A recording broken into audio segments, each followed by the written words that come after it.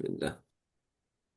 بسم الله الرحمن الرحيم الحمد لله رب العالمين وصلى الله وسلم على سيدنا محمد وعلى آله وصحبه أجمعين أما بعد.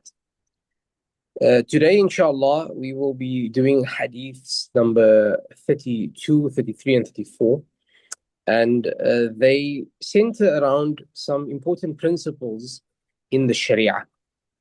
Previously we had done certain hadith related to the very foundations of Islam and other narrations regarding, good character, etc.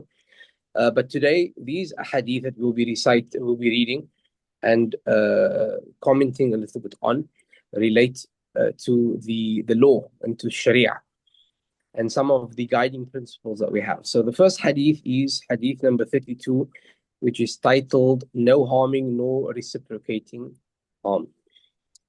He says, عن أبي سعيد سعد بن مالك بن سنان الخدري رضي الله عنه أن رسول الله صلى الله عليه وسلم قال: لا ضرر ولا ضرار. حديث حسن رواه ابن ماجه والدارقطني وغيرهما مسندا، ورواه مالك في الموطأ مرسلا عن عمرو بن يحيى عن أبيه عن النبي صلى الله عليه وسلم، فأسقط أبا سعيد وله طرق يقوي بعضها بعضا. نعم.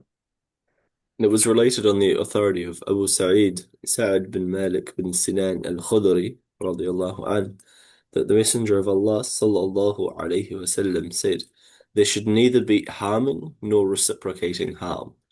An excellent hadith which Ibn Majah, al-Daraqutni, and others related as of sound isnad, but which Malik related in his Muwatta as of broken isnad, from Amr ibn Yahya, from his father, from the Prophet sallallahu alaihi wasallam, but dropping the name of Abu Sa'id. This hadith has lines of transmission which strengthen one another, so that it may be regarded as of sound isnad. Yes. So the hadith, as it's reported, is called Hadithun Hasanun in the collections of Ibn Majah and Daraqutni.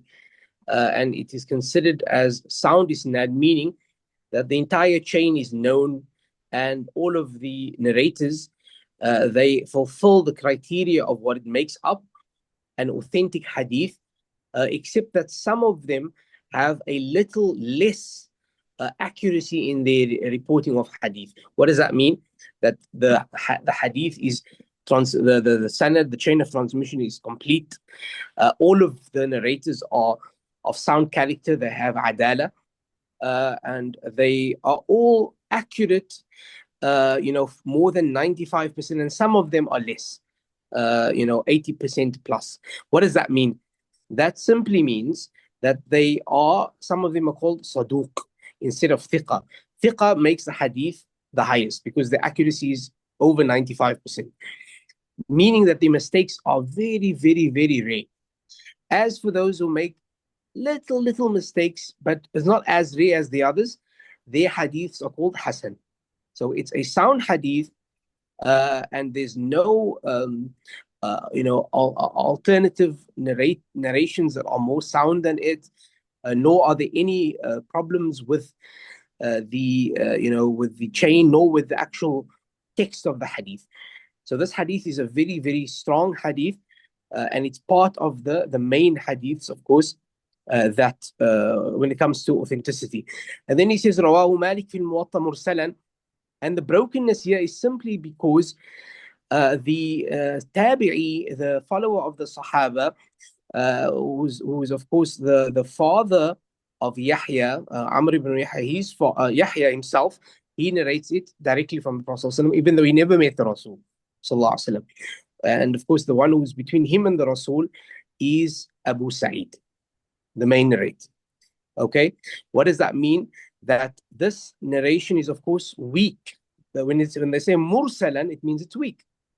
However, because of the various other chains of transmission that exist that are sound and strong, this pulls up the last chain to make it hasan as well, but not in and of itself, due to the other corroborative narrations. So that's just a little bit about the narration itself and the grading of the narration. And this is, of course, something which we've seen throughout this collection of hadith of Al-Arbaeen Nawawi. Al-Imam Nawawi mentions the grading of the narration. However, in this narration, in this hadith, he gives us a little bit more about some of its chains, introducing to us the science of hadith, not simply as a narration, but also as a study and a knowledge and a science. What's called not just riwayah, but also what's called diraya. As Zamakhshari says, the gates to the city of knowledge are two: riwayah, narration and memorization, and diraya, which is, of course, the science and the understanding of the narration. So here he gives us a little bit more about it. And Imam al-Nawawi was of the greatest of the muhaddithin, meaning that he was both someone who had memorized hundreds of thousands of hadith, and also someone who knew the various chains and its strengths and weaknesses. And he is the author of the great book Al-Irshad, which is a mukhtasar of the great book of Ibn al-Salah al-Muqaddimah. Remember the Madrasatul Ashrafiyya that Imam al-Nawawi resided over in Damascus. The previous rector of that was Ibn al-Salah. And he was a great Shafi'i muhaddith who, when Imam Malik came to be part of this great Madrasa al-Ashrafiyya, he, of course, followed in his footsteps. And he was in awe of the work that he had done before him. And so when it comes to the study of hadith, every student of hadith wants to get to Muqaddimat ibn al-Salah as a book that must be studied.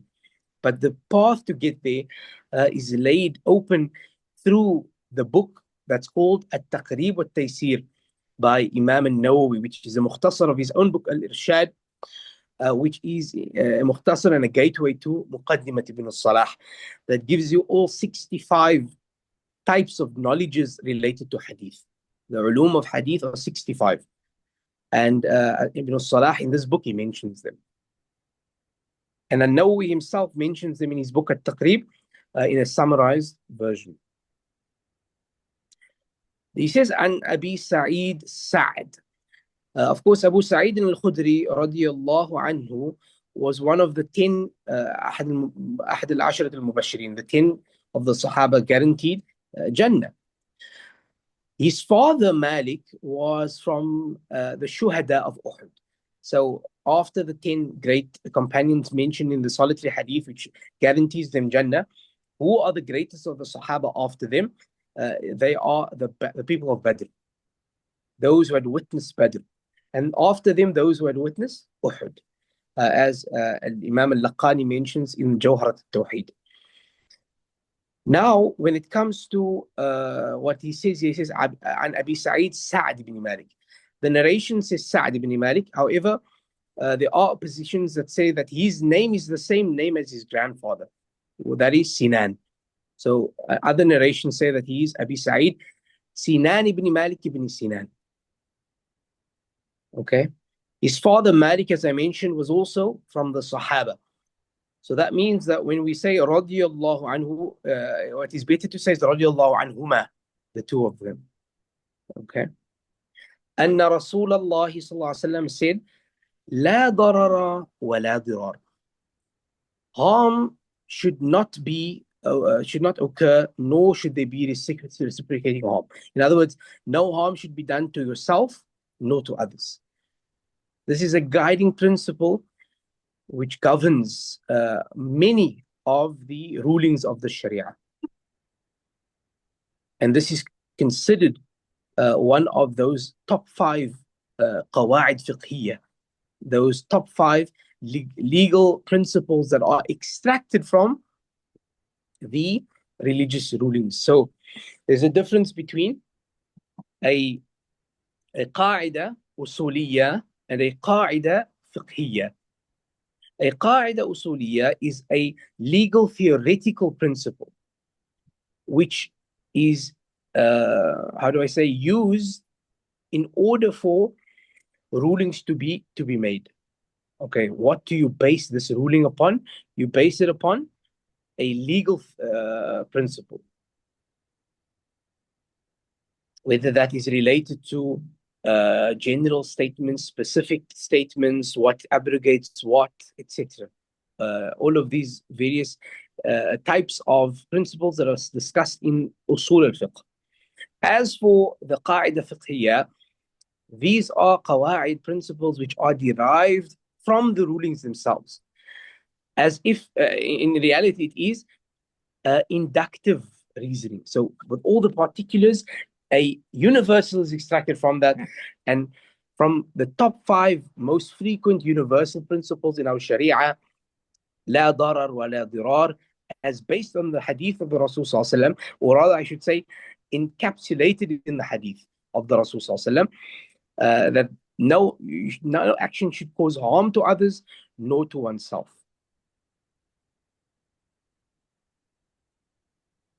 And this hadith, as we mentioned, was narrated by Abi Sa'id, Sa'd ibn Malik ibn Sinan al-Khudri. Al-Khudri from Khudrat ibn Auf, ibn al-Khazraj. So Abu Sa'id was from the Ansar, and he was from the Khazraj. Remember, the Ansar are 2 tribes, the Aus and the Khazraj. So he's from the Khazraj. And he's named after one of his grandfathers, whose name is Khudra ibn Auf. Khudra ibn Auf. Okay? And it's Khudri, not Khudri, as some people say incorrectly. Khudri with a dal, not with a dal.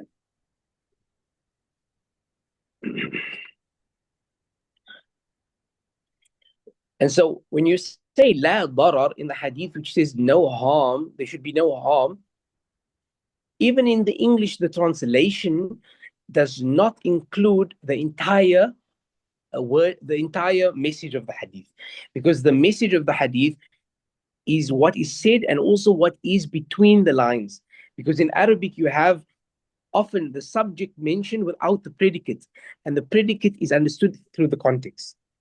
So here where it says no harm, la darar, in reality he's saying there should be no harm in our deen.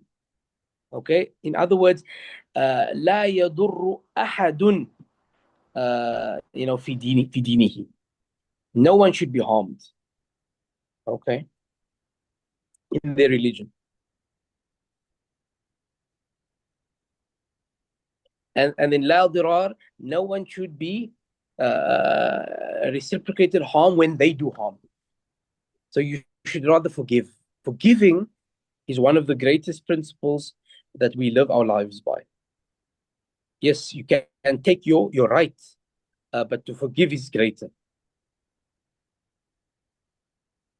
So darar is to start to cause harm, and dirar is the reciprocating of harm.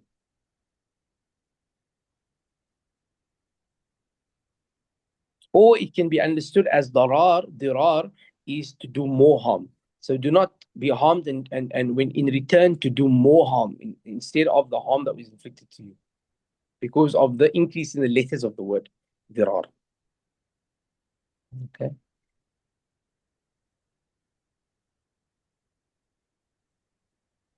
As the Quran says, فَمَنِ اعْتَدَى عَلَيْكُمْ فَاعْتَدُوا عَلَيْهِ بِمِثْلِ مَا اعْتَدَى عَلَيْكُمْ.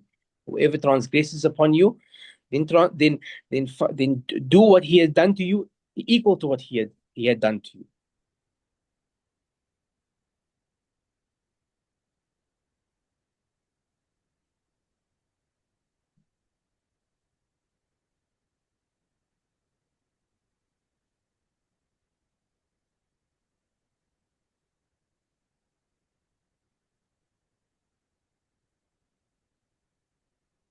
Okay.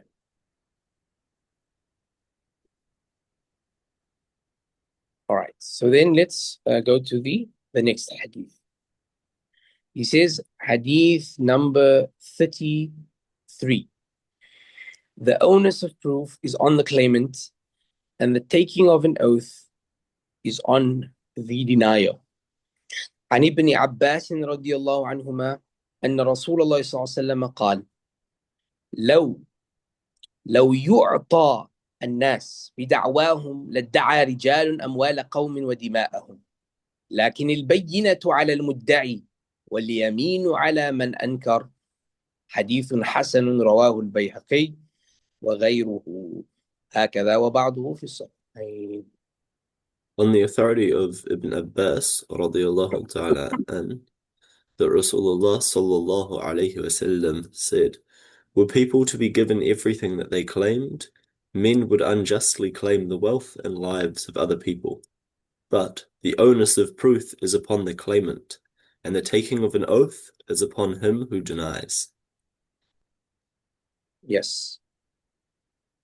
And again here, uh, this is a conditional. Were people to be given everything that they claimed, men would unjustly claim the wealth and lives of other people. But now it's saying, but it's not the case. That's not the case.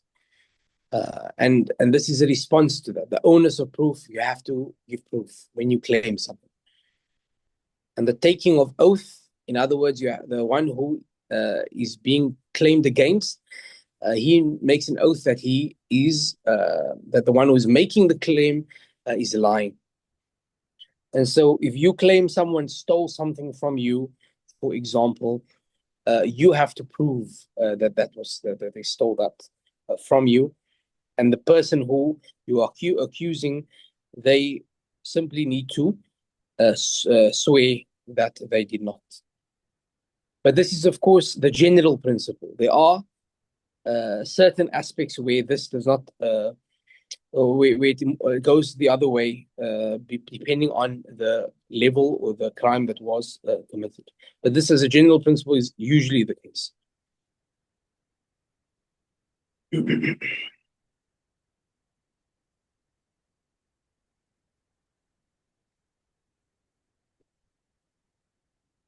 Yes. And when he says rijal, when he says men, it's not meant as men, but rather anyone, of course.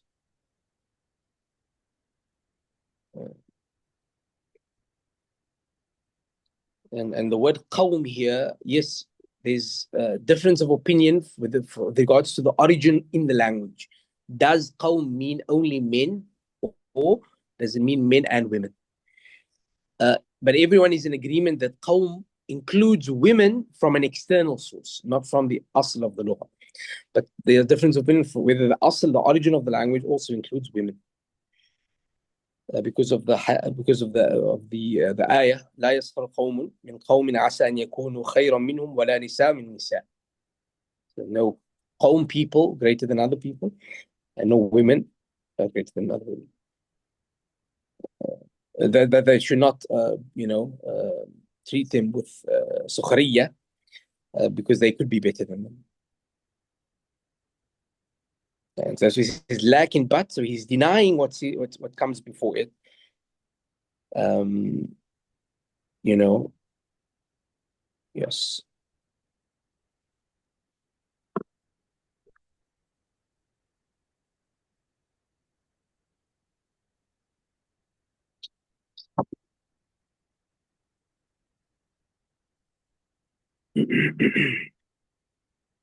And this, of course, this hadith is a hadith which is utilized in so many aspects of our deen.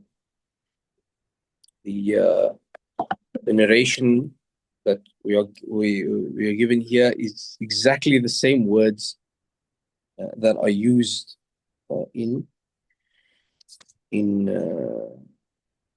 the principle of the deen as well, here as well.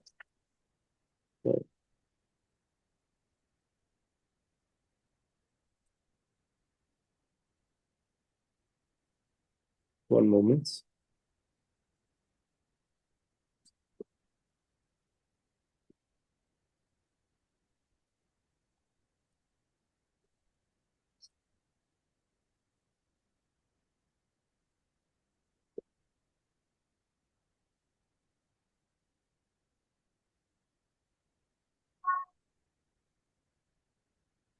Yes.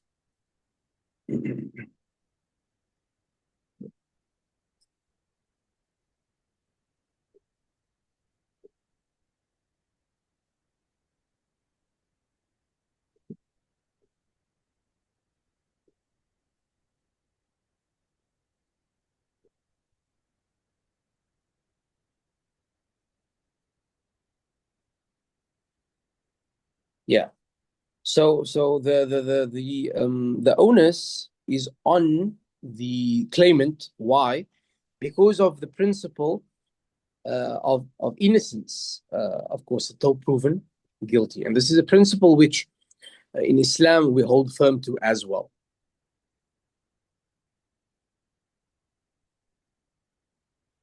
But of course, it should not simply be the case um, that innocent until proven guilty goes without a response from the one who is being accused. So the yameen, the oath that is made by the one who has been claimed to have done something wrong is wajib. They have to take an oath in order to, because there is still some level of a possibility that the claim is true. So in order to for them to clear their name completely, they must say, they must take an oath that this is not true.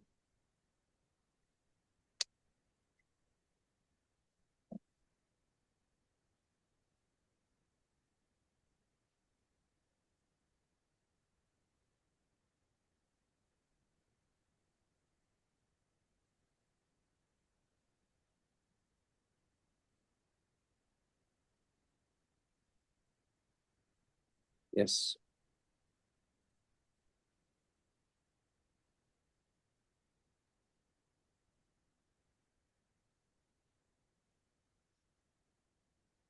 Yeah. And so in this hadith, the Rasul is showing us the hikmah for why any claimant is not just given what they claim.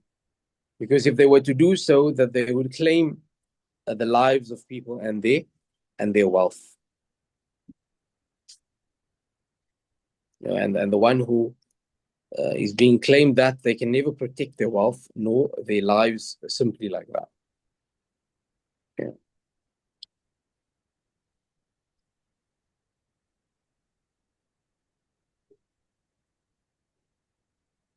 And here in our madhab, in the Shafi'i madhab, the if the claimant is someone who has a relationship, some sort of relationship with the one who is being who is the claim is against, that there has to be a oath anyway. But some of the Malikiya uh, said that the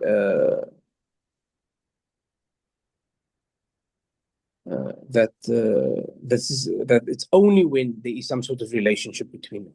So with us, it doesn't matter if there's a relationship between them or not. But some of the Malikiya said only when there's a relationship, when they are known to know each other, can then the claimant be taken seriously and the oath has to be made. But if it's not, if there's no relationship or some sort of people that know that they have a relationship, then no oath has to be made because you're just making a random claim. So if you claim something about someone in general that you don't know them, they don't know you, that's not taken seriously unless unless you can prove that there's a connection between them.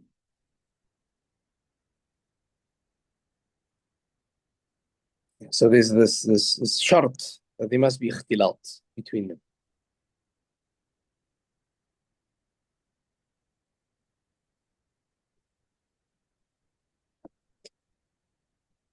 Okay. So, okay. The next hadith is hadith number 34.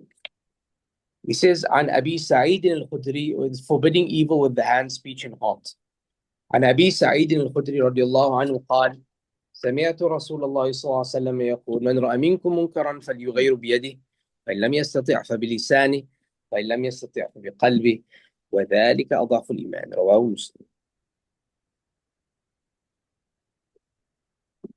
On the نعم. authority of Abu Sa'id al-Khudri, rahimahullah, wa radiyallahu ta'ala an, who said, I heard Rasulullah sallallahu alayhi wasallam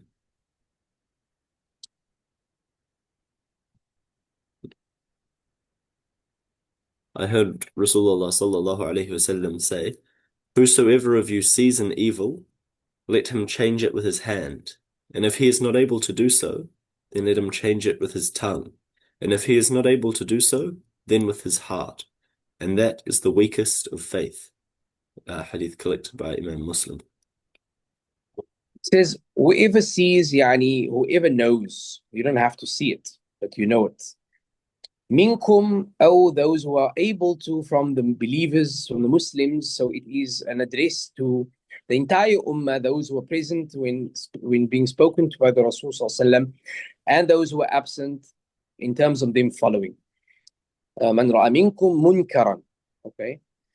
In other words, whoever knows a thing that the Sharia considers as a munkar, as a sin, as a bad deed, let him change it, yuzilhu, let him remove it, biyadihi, by his hand, let him physically remove it. Wujuban ayniyan, because if you're aware of it, it is wajib upon you specifically to do it. Okay, and so are you then able to do the had punishment on your own to someone? No, there's a limitation to this. Is with regards to that which you are able to do as an individual. Okay, if you're the only one who knows about it, it is wajib upon you. But if you're not the only one, then it becomes a fard kifaya of the whole community. Okay, and if you get someone else involved, then it becomes a fard kifaya. And you're able to then share that information with someone if you know that there will be benefit from that. So if you see something haram, and you know by telling a specific person or a specific group of people that it will result in that wrong and harm being removed, you can do that. You're allowed to do that. As long as that thing that you're about to, when you go and physically tell them to stop, or you stop it, that you doing that doesn't lead to something worse, a worse evil. That's a general principle in Islam. It's haram for you to do something if it will lead to something worse. Another condition of this, remember we're saying man ra'a minkum munkaran. So who is the munkar according to the Sharia? It can't just be something that you consider or some of the ulama consider wrong. It has to be something which every single scholar of Islam considers haram.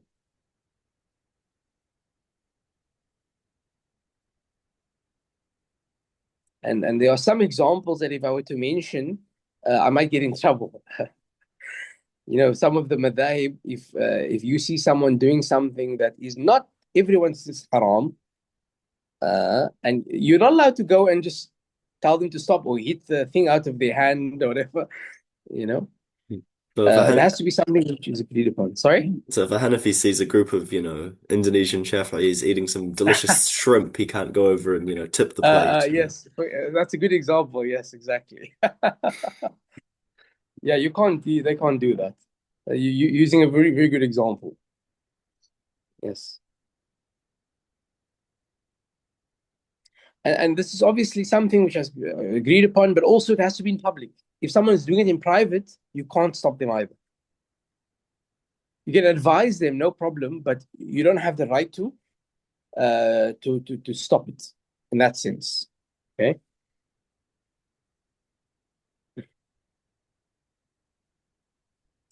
And so the hadith clearly states that it is wajib for a person to command the good and forbid the evil, even if you yourself do not follow that. And so this is the point. Even if you do it yourself, the outward what the hadith is showing is that it's wajib for you to even for you to tell people not to do it. And so this leads us actually to a beautiful principle, which is what Imam al-Haddad says. A person who in his age, even if you don't act upon all the knowledge that you learn and you teach, it's wajib for you to teach it and not to keep knowledge hidden in the secret. And so there's barak and there's thawab in teaching, even if you yourself don't do certain things, in terms of the good that you are preaching or you are teaching. And this is the case. There's a hadith that clearly says, that you should do umuru bil ma'ruf, that you should call to good, even if you do not do it.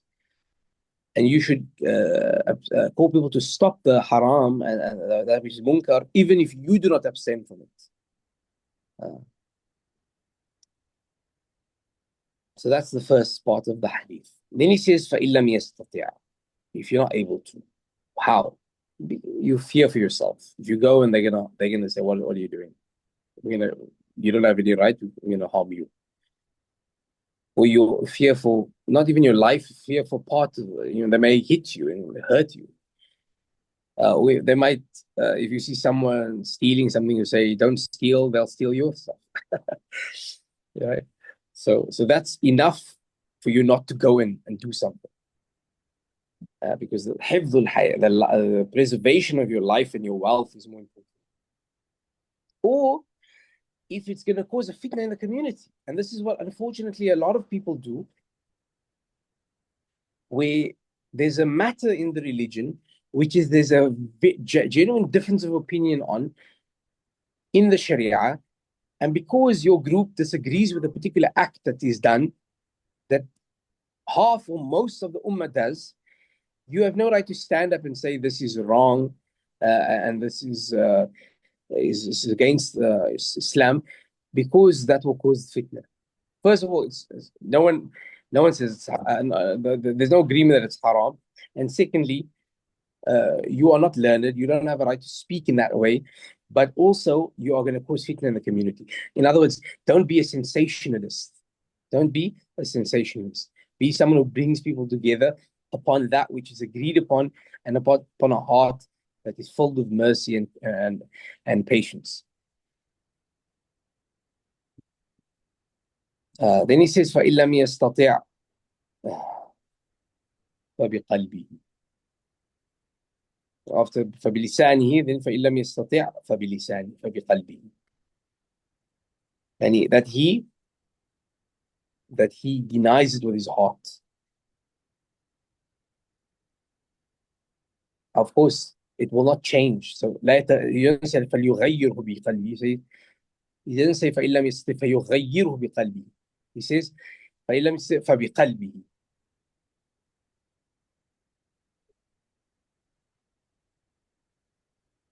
So the outward form of the hadith then says وَذَلِكَ أَضْعَفُ الْإِيمَانِ. To deny it simply with the heart is the least form of iman. And iman here means al-a'mal, the actions. So it's not faith in the truest sense, but rather he means it is the lowest form of action, because iman necessitates action. Because he could be from the greatest people of iman. He could have the greatest iman among all the people.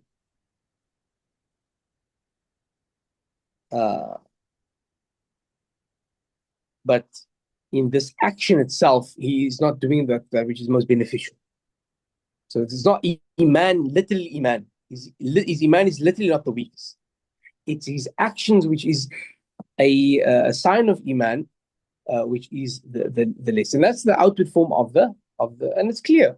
Person doesn't able to change it with their hand or with their tongue by speaking about it and helping get rid of it.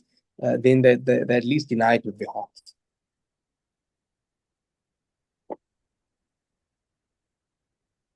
Because simply hating it and not loving it with your heart doesn't take away the mafsada.